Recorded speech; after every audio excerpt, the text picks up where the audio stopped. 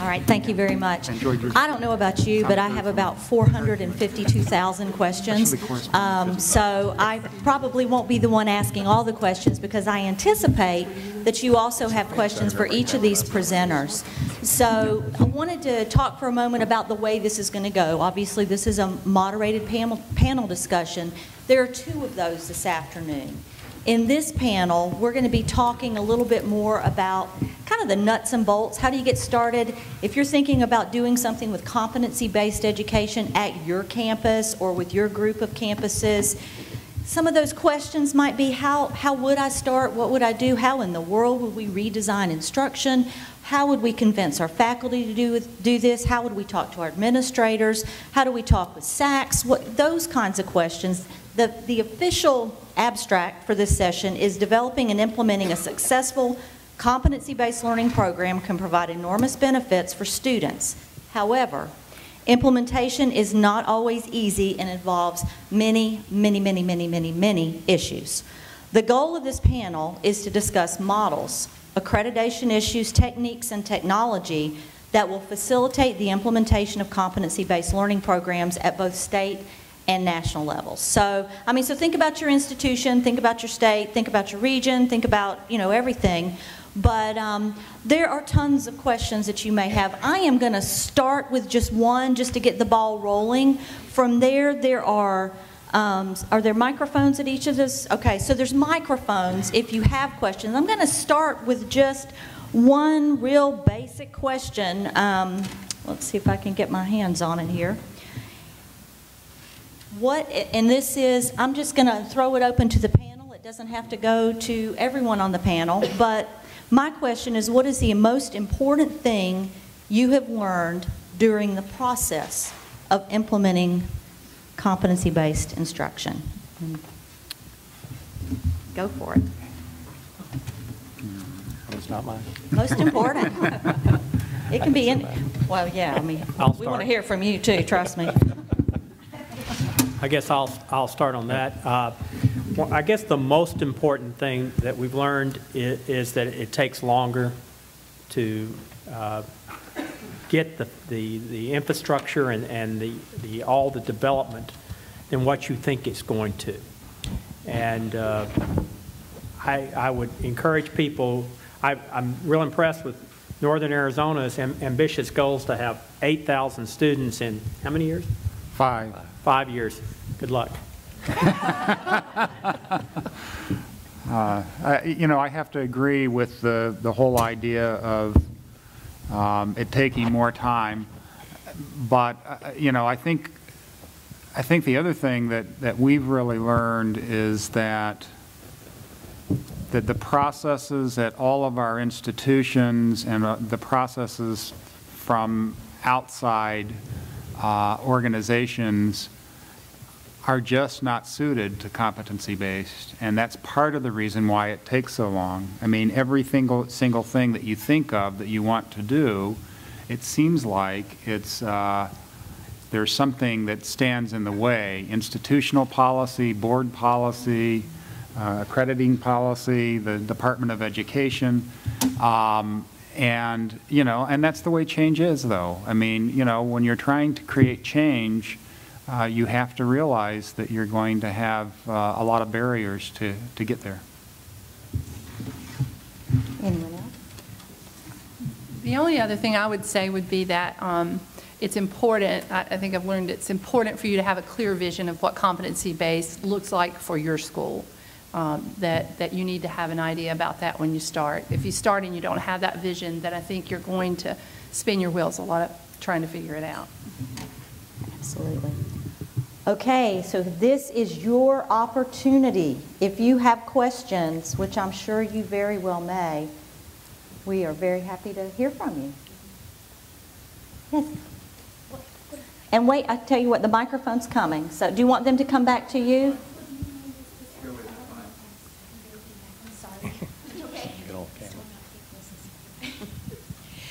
So I'd like to look at this a little bit from a student perspective. If I'm a student coming in, would you ever advise me out of competency-based, or and kind of the counterpart, do you advise students into competency-based?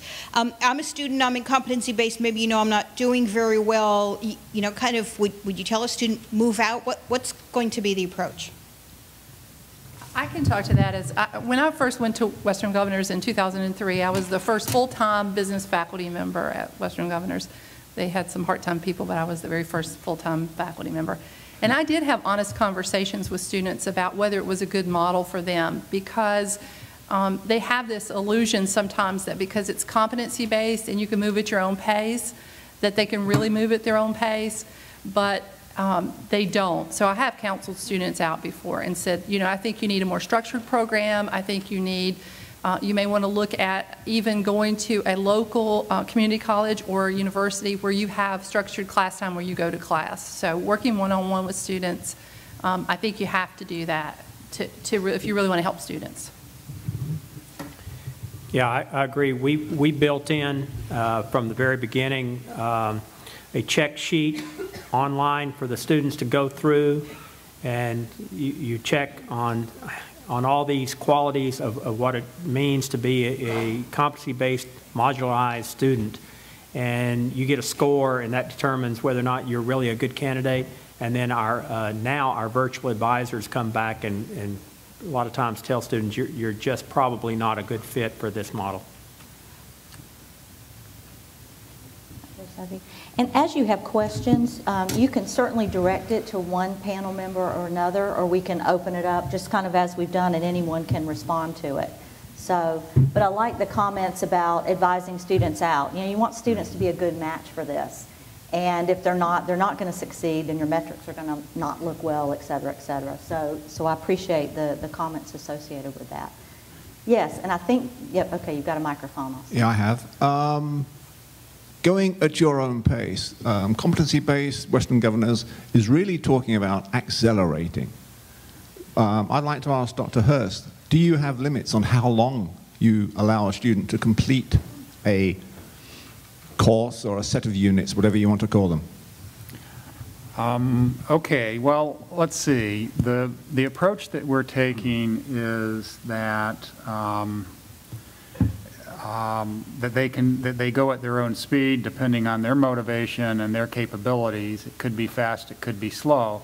Your question is more around how long would we let them just kind of spin their wheels, and the question and the answer from my perspective is we've designed it so that they're paying regardless of how long they're spinning their wheels, so they have a real incentive to move forward. If they're not moving forward, we have mentor faculty who are looking at what they're doing and will be going to them and having serious conversations. Is this really the right thing for you if you're not moving forward? You know, it's possible that a student could be half insane and decide that they just want to keep paying money for a long time. It might get to the point where we would have to advise someone out, but I'm just looking forward to having some students to have that hard question with. What about standards of academic progress? How does that apply? The academic progress issue is really a federal financial aid issue from our perspective. Since we start with 3-hour courses and deconstruct them, and as students are completing different segments of those, we can in very small increments be able to measure what it is that they're accomplishing. Not on an entire course basis, but on parts of courses, and we can use that for the federal financial aid progress requirement. Can I also comment on that? Because when I was at Western Governors, when I first went there, we did not have any satisfactory academic progress requirements for non-financial aid students. We did not have any. So if you were self-pay, you could self-pay and stay forever. And we had some that stayed for many terms and did not complete any credits. So eventually we decided that was a waste of the university's resources. And so we required satisfactory academic progress for all students. So. In Learn on Demand, we have open entry but fixed exit. You're given a certain amount of weeks to complete. You can finish early But if you get to the end of the fixed time, you fail if you haven't completed. You know, if you think about it, there's a model for that already in most graduate programs where there is time limit on completion. The idea being that the learning gets too old, if you will, the competency that you have gets too stale if too much time elapses. And so even traditional education has always had something like that. And I was thinking of doctoral students. In my head I was thinking of a few doctoral students that have continued to pay money but aren't doing anything, et cetera. So you're absolutely right. The open entry to fixed exit concept, can you talk just a little bit more about that? Because I think that's promising. I talked earlier about how you have to change your infrastructure, and we had to work with PeopleSoft to get it to understand what we were doing in this modularized type of delivery. And PeopleSoft said, okay, we'll work with you, but you have to adjust to some certain parameters. And that also was important for our financial aid issues. And what we had to do is we said, what is the appropriate length for a module? And so we determined the length of modules according to the basis of a 15-week semester. So if you had designed your module to be equivalent or close to a 1 semester credit hour module, then we put you in for 5 weeks. So that length of that was 5 weeks. Now your module could be 0.9 or 1.2, you were still going to be 5 weeks. But if you backed it up to a 0.7 module, then we put you back into a 3-week module. We changed that accordingly. But that was a PeopleSoft thing, and it worked real well for us because we felt like that gave the student plenty of time to complete, because in a traditional semester, 5 weeks for 1 hour would work, and that's worked real well for us. Thank you. Okay, questions? Everyone, do you have a microphone? Yes. Mine now? Okay. Okay, so I'm trying to put all these pieces together of the modularized, competency-based, and get this picture in my mind. So if you've got students that are starting when they want to and progressing when they want to, are they not interacting with other students? And is there something of value that isn't happening there? Because I know a lot of the teaching models, you know, you learn more when you are interacting with other people in teaching, and maybe I've missed something as I'm putting this together, but how much interaction is there with other students who would be learning something similar, but everybody's on a different path? I think that's a good question. We mandate communication engagement with the faculty member every 24 hours. So there has to be at least every 24 hours a communication between the faculty member. The faculty member, depending on where students are within their section or their domain of delivery, can set up meetings for the students and set up a meeting room for them with a specific topic. There also is sharing of what other students are within that course. They may not be at the same level, but they have the opportunity to communicate with each other. So there's both the opportunity for a scheduled meeting of the class, and there's an opportunity for an unscheduled meeting of the members of the class. Yeah, and what I'd say is that you know, the way we've set it up is we will require for a new student for them to be communicating with the faculty member at least once a week, averaging about a half hour to talk through things. And then we have social spaces that we've built into our learning management system at the program level, at the course level, and at the lesson level. Early on, with not very many students, the interaction will be a little tougher. We believe that as it goes forward, there will be the opportunity for students to, you know, to have those sorts of discussions and much more robustly. But you know, I think that I had an experience that I think back to when I was in grade school. I was in a small country grade school, and it was 3rd, 4th, and 5th grades together. And the learning opportunities for one student to help another doesn't have to be strictly everyone at the same point in their academic experience. It actually is a much more effective approach if the student is mentoring someone after they've mastered an entire area, as opposed to being both at the same point in their journey. For me, that's been something difficult to wrap my arms around when many of us who have designed web-based instruction, distance learning instruction for years have built our weeks. And we have students kind of progressing through this with completed assignments and interactions each week with student to student, student to instructor, student to content. And when you modify that, it is hard to see that occur. I don't know how many of you are familiar with the Florida Virtual School, the K-12 environment.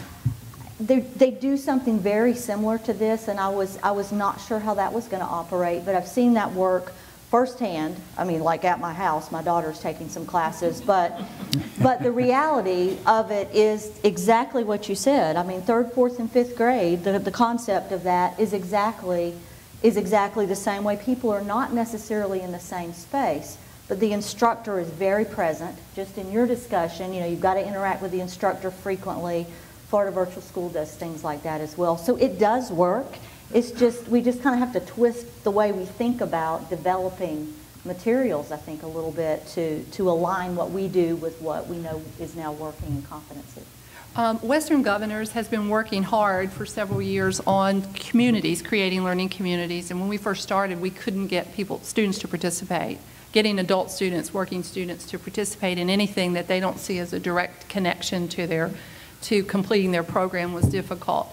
I did talk to one of my colleagues that still works at Western Governors last week, and he said they have improved and they are seeing greater participation in communities. And I think that may be a product of all this participation in social networking from Facebook. So people are very comfortable now with reaching out to other people in the community. So I think there are ways to create student-to-student interaction, and that was always the piece that we struggled with, was not faculty to student, but student to student. That is difficult, because as adults, if it's not relevant immediately to you and what you're trying to do, they don't necessarily want to collaborate. But, you know, when even people our age are doing Facebook, it's all, you know, it is changing the world. So, anyway. Okay, questions? Others? Here we go. Great presentations this morning, illustrating a lot of the challenges in implementing change. And so my question is around what your ideal was and where you ended up in compromise today. What were your biggest areas of need that remain? The compromise for us still remains in the future. In other words, we haven't changed anything about what we're doing yet because we haven't run into reality. When we were in the design phase, we had an outside consultant that had worked with Western Governors University, and the consultant recommended to us to create a separate new college and go through the accrediting process, and our 16 college presidents would have nothing to do with that. They wanted it. They agreed that this is the best thing since sliced bread, and we'll all participate and we'll all support it. 3 years later, that's not the case, and we have reworked our business model, and we've taken it away from all 16 colleges and limiting it to 6 as far as being the what we're calling the charter college presidents, and they are charged with promoting and helping facilitate it. If we had to do it all over again, we would have selected one of the 16 colleges, like Rio Salado in the Maricopa district, and put them in charge of the entire process, because it would have been much easier for us to deal with. Does anyone anyone have follow-ups to that question in Florida? Did you have it? Yes. I have a question regarding student retention and completion rates. You gave us quite a few other statistics, some of you, but what are completion rates of students in your programs? We're 0 for 0. Would that be like being 100%? Infinity, maybe. I don't know. Infinity to beyond. At Western Governors, we never saw graduation rates. We always saw retention rates. Term over term retention rates are very good. Graduation rates, haven't seen them, but I think if they were really good, we would have all seen them in literature. So. Well, you saw our statistics. We have an 88% success rate of completing the modules.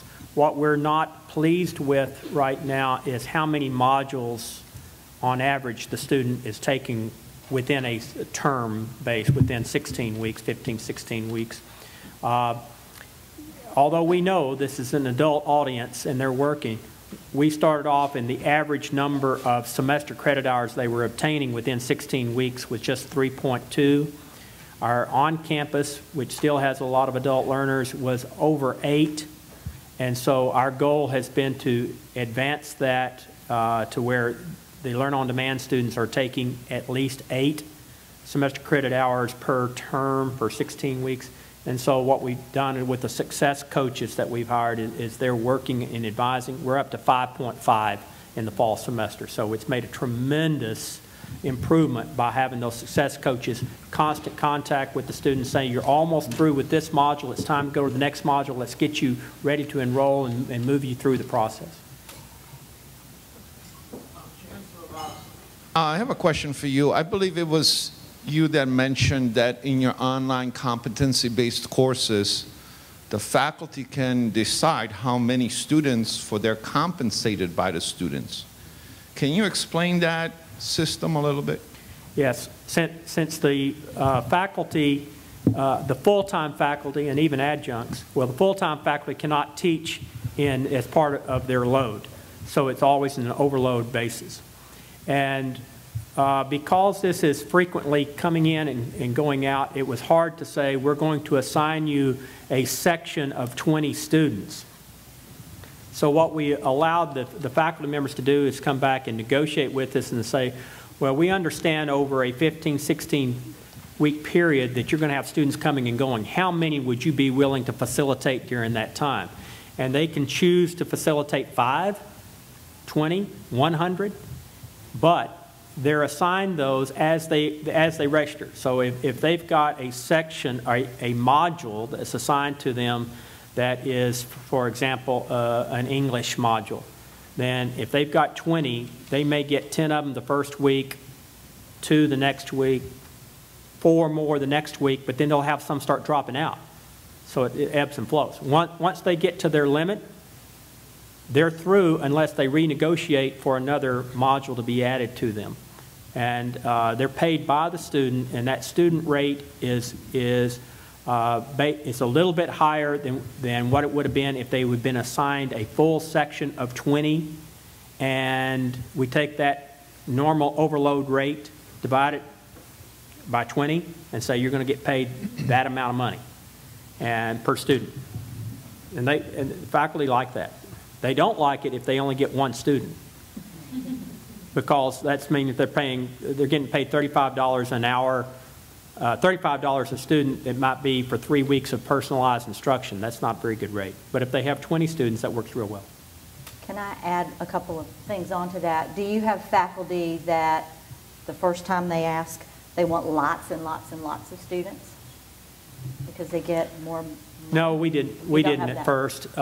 We have some now that are much more comfortable and will take on more students. And we have a peer process, a lead instructor whose job is to peer into the class, make sure that the instructors, the facilitators, doing a great job. If they're not allowed to teach another group of students. We kick them out. That's a nice check and balance, I think. Mike, from an accreditation perspective, you mentioned something, and I don't have those notes up here, but you mentioned something about faculty and the amount of load that really is, I mean, we know what the load calculations are for in-load, but when people start going overload, I mean, where do you say, this is maybe too much? I don't. Our committees do.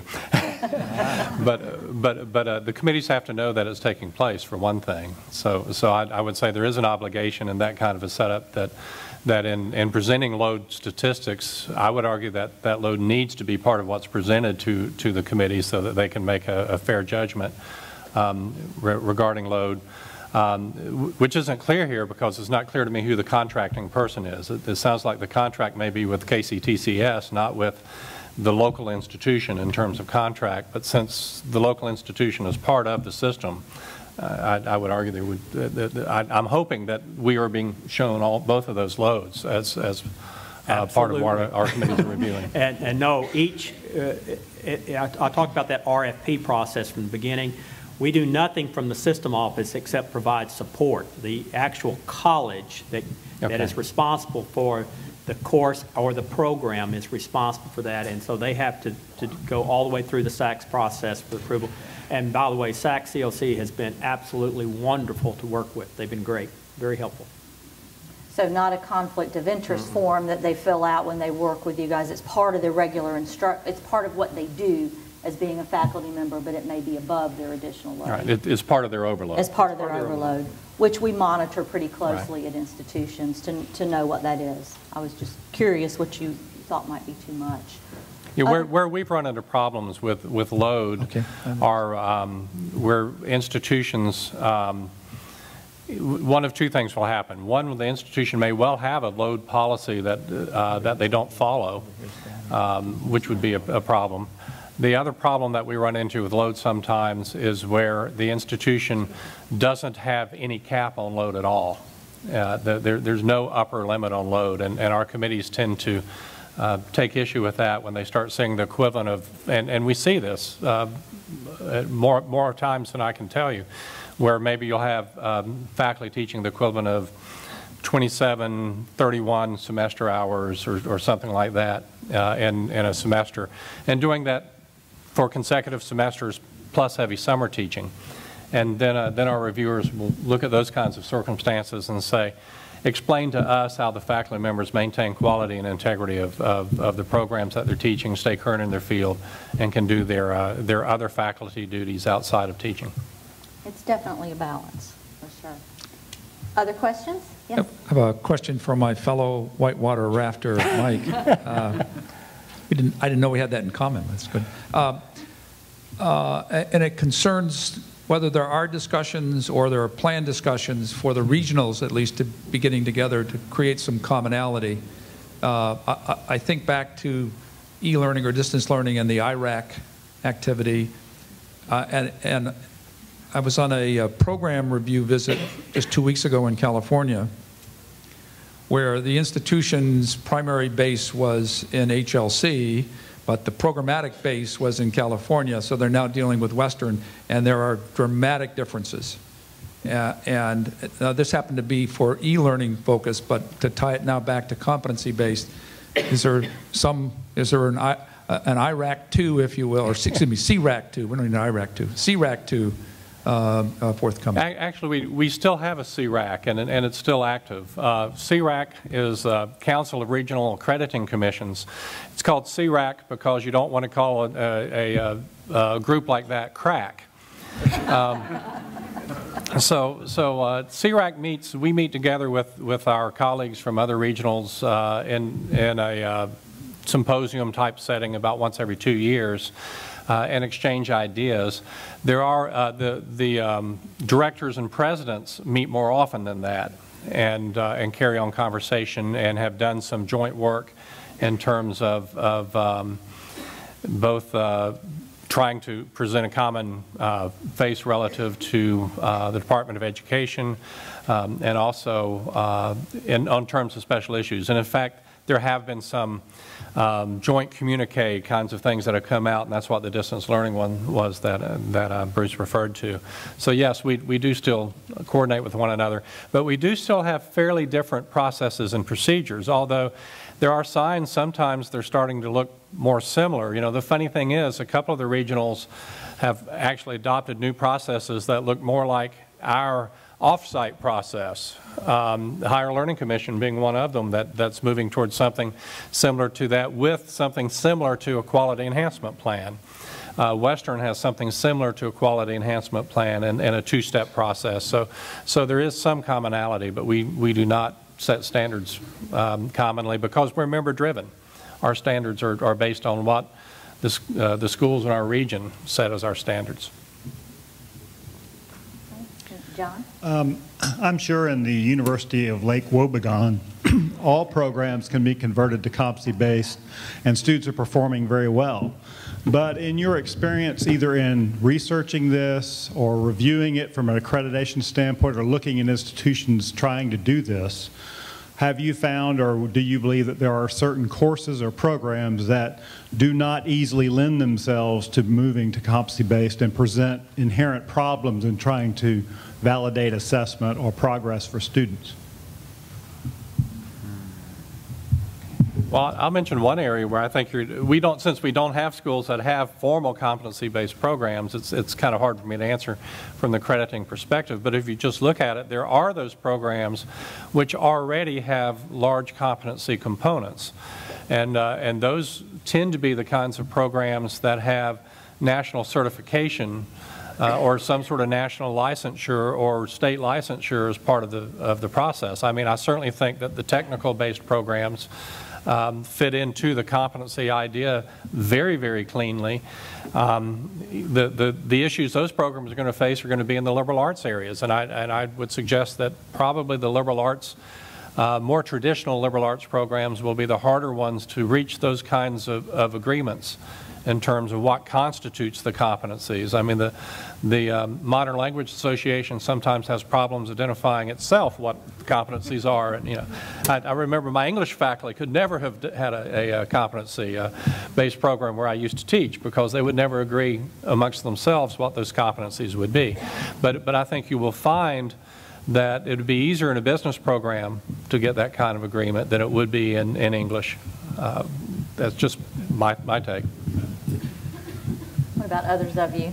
Experiences with those that work extremely well or really are not such a great idea? I think they're clearly, as he said, some that fit better. I mean, the business programs fit better. Programs that don't have a lot of clinical requirements or hands-on application, although Western Governors did have some nursing programs with simulations and things like that. So I think it's more the career-based programs. Even when you're trying to get folks to figure out what their liberal arts are going to be, you have a hard time figuring. The humanities people can't tell you what, if they can't have all their courses, what they want to have. So I think those are going to be the more difficult programs. Yeah, I'll have to be honest. We selected our first two degree programs, business and IT, according to what was the most popular with students. And we knew those would have a good market. After that, we turned it out to the colleges to put in their own proposals of what they wanted to develop. And nursing was interesting because the Kentucky Board of Nursing actually came to us and said, we heard about this model, we would love nursing to be put into this model. And so that drove one of our institutions to put in a proposal for it. And that's what we're looking at.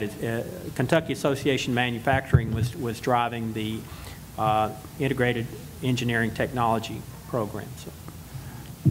We, you know, our chief academic officer, who is responsible for developing our personalized learning program, is a philosopher. And she is the one who developed the online degree programs in comparative cultural studies on our campus.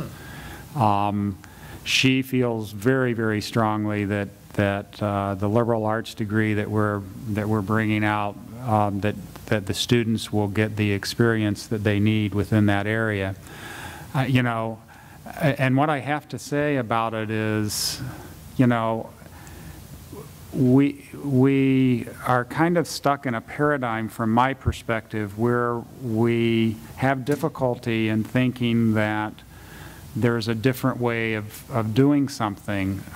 But in reality, the liberal arts tradition that we have really came from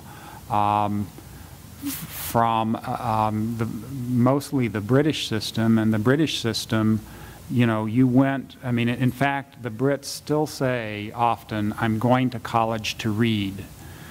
They don't say they're going to college to attend classes or lectures or whatever.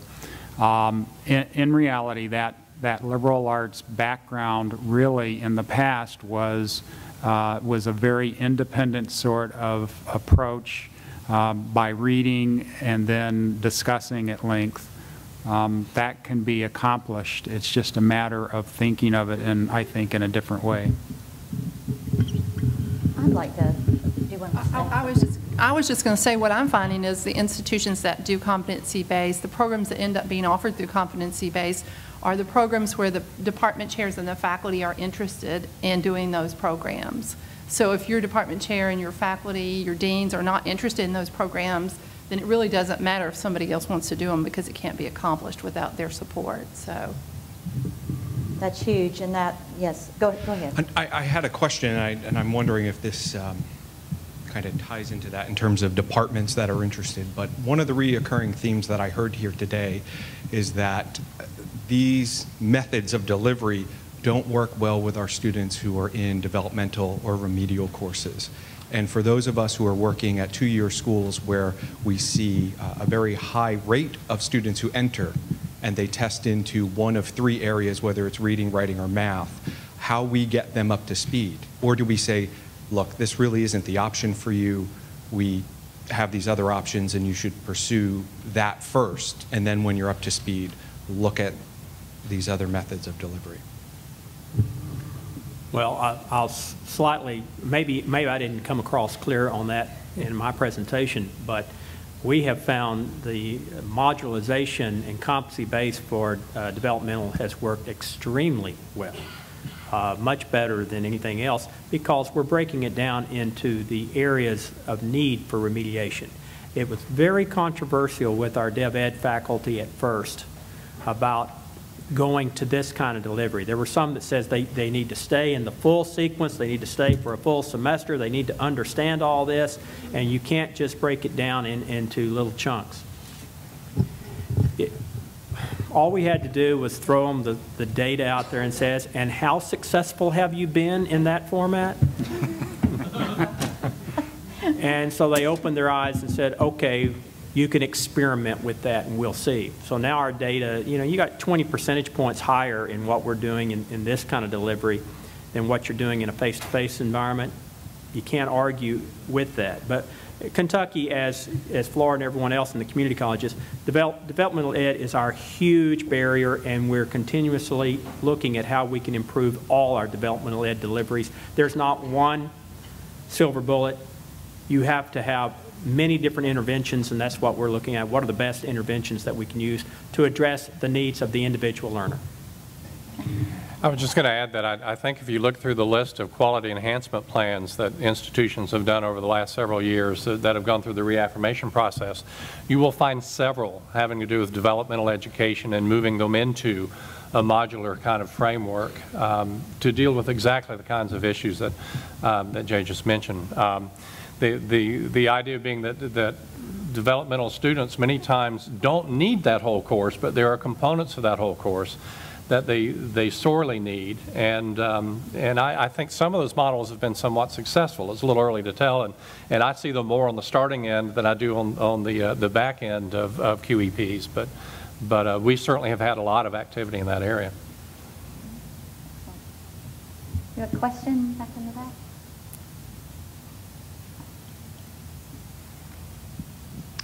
I'd like to introduce the topic of student achievement mobility and that of common standards or common competencies like Common Core. How are these standards, in your opinion? Maybe you could comment on the those standards and where you see them evolving to. I can speak a little bit about, are you all familiar with the Lumina standards, the degree qualifications profile? I know some schools that are using that profile sort of to shape the way that they design their competency-based programs. So I do think that people are considering those. If you actually look at the degree qualifications profile, some of the standards in there are difficult to meet. If you have an awfully online program, not even the fact that it's competency-based, but there are some of those standards that have to do with internships and experiential workplace activities. So I think that we'll see more of those types of standards, and I think we'll see those standards evolve. And I think there will be standards for good practice. I just don't think we have those yet, but I think we will see standards for good practice in competency-based. Yeah, we're using the degree qualifications profile for personalized learning and have from the beginning. I think it's a legitimate problem, though, and I think we've even had some discussion earlier today. I think Fred, you may have mentioned that because of competencies that sometimes transfer in of traditional coursework is somewhat limited because of the need to show to demonstrate competencies, and the flip side of that, if you're true competency based and you're not credit based and the student's trying to transfer into a credit environment, I could see that creating problems as well, and those aren't necessarily going to come from the accreditor, although we would certainly expect that you would have policies and procedures to do that in a way that would represent good educational practice. I think a lot of those barriers come up by the institutions themselves. I mean, we still have a ton of institutions that will only accept credit from another regionally accredited institution, and those kinds of barriers, even though that's not set by us, that's set by all when that happens. 2 years ago now, Kentucky passed legislation to guarantee transfer from our community colleges to the universities, and there was some pushback at the beginning with the universities, and the provost of the universities and I worked together to define the coursework according to student learning outcomes. And so what that required is we formed committees across the state from all the different institutions to identify what the common learning outcomes were in each of our courses, and so that KCTCS has one curriculum, so we didn't have a problem. All 16 of our colleges' curriculum is the same, but it was identifying those student learning outcomes and matching them up with the universities that were critical. So now when we do our modularized competency-based delivery, each module has the outcomes, and it's a fraction of a full course. They cannot transfer a fraction. They must complete the full course, but the universities know what they're getting, and they know how to interpret that transcript when they get it. Yes. Have any of you done any studies to compare the competency-based students with the face-to-face students, and that you say that the online competency-based modular gives better success rates, but if you were to give those competency exams to the face-to-face students, how would they do? I'm involved in bringing competency-based learning into my college. I'm, heading this up, and I know that that's one concern I have is it the modality, is it the competencies? Could we put competency-based into the face-to-face as well? Would they be equal? Well, I would say that you can put competency-based into a face-to-face. I don't see any reason why you could not do that. I mean, it's really about learning outcomes and assessing those outcomes. I mean, we call them competencies because they go beyond just knowledge, and they go to knowledge and skills. But there's no reason why you could not have the same set of competencies for a face-to-face or a correspondence course, an independent study course, an online course. I mean, I don't think that the modality of delivery defines whether it's it's competency or not, or outcomes based. I mean, my concern is that we all have student learning outcomes in all of our courses. Right. these students are getting A's, are they really meeting the outcomes? It's about assessment, isn't it? It's about assessment, yeah. It's all about assessment. And the one thing that is so important in competency-based learning is that strong, repeatable assessment. Absolutely. I mean, that's Western governors, that's their success, really. Right. You have to have reliable, valid assessment, yeah. And you have to look at your statistics on your assessments. At Western Governors, we monitored the performance of the exams. We monitored the performance of each item on the exam. And we had a whole department that was devoted to assessment. That's all they did, was making sure that we had robust, strong assessments. The problem, I think, is that the traditional institutions have not set those competencies in many cases, and that, from that perspective, the schools that have a leg up in the assessment thing. But I want to ask, if I can ask a philosophical question that sort of ties into what you're doing. And I have to stand to do this. I have to be in teaching mode for just a minute, because I have to draw some frequency diagrams in order to do this.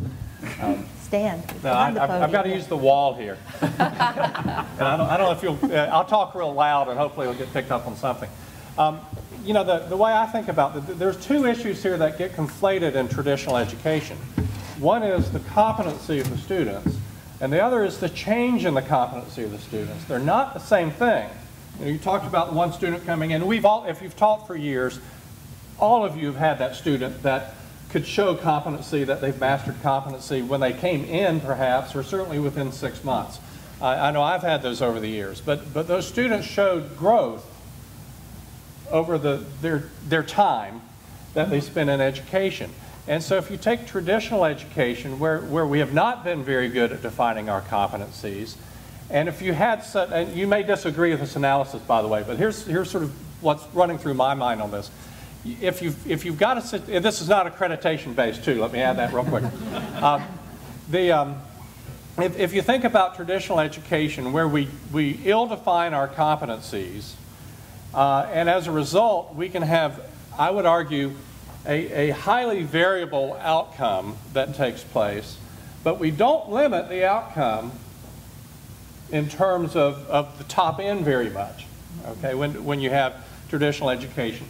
That if this point, and we're going to have a graph here, if this point represents some sort of generally accepted minimal level of competency, and you're going to look at either the average across institutions, which is the scary part, or the average across individuals, which would have more dispersion than the average across institutions. But let's look at the average across institutions of learned competencies. You would have a frequency distribution of learned competencies that would look something like this. You'd have a tail below here that's, unfortunately, pretty substantial.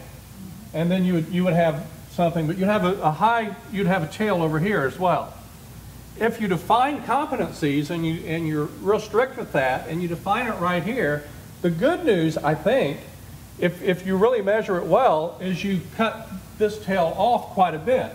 But you also curtail this tail as well, and so you end up with a frequency distribution that has much less dispersion to it, but also means that there may be an element over here where that very bright student that graduates in 6 months does not leave with as much learning as they would have left with otherwise. And that's okay as long as we know that's what we're doing with education. But it is a change, if you buy my hypothesis, and you might not. It is a real change in the way we do business educationally. Just an observation. I'll make a comment to that. Do you need the board? No, I don't need the board. I don't.